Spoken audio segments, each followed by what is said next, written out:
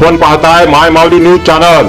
पाहूया महाराष्ट्रातील वर्तमान घडामोडी। राष्ट्रवादी काँग्रेस पक्ष अजित पवार गटाच्या मुखेड तालुकाध्यक्षपदी नांदेड जिल्हा परिषदचे माजी सभापती तथा पक्षाचे सक्रिय नेते श्री स्वप्नील शेषराव चव्हाण यांची निवड करण्यात आली आहे। दरम्यान राष्ट्रवादी काँग्रेस पक्ष अजित पवार गटाचे जिल्हाध्यक्ष शिवराज पाटील होटारकर यांनी दिनांक 9 एप्रिल 2026 रोजी नांदेड येथे ही निवड जाहीर केली असून आमदार प्रतापराव पाटील चिखलीकर यांच्या हस्ते त्यांना निवडीचे नियुक्तीपत्र प्रदान करण्यात आले आहे।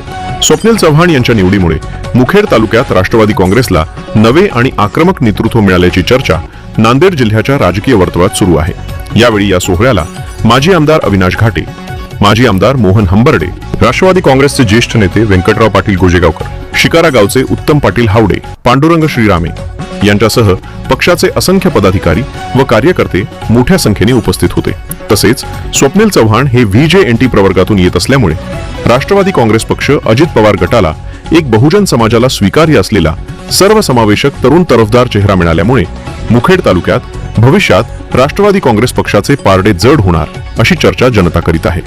माय माऊली न्यूज चॅनलसाठी आनंद पाटील श्रीरामे, महाराष्ट्र प्रतिनिधी। महाराष्ट्रातील सत्य, निष्पक्ष व ताज्या बातम्यांसाठी पहा माय माऊली न्यूज चॅनल आणि सबस्क्राइब करा। धन्यवाद।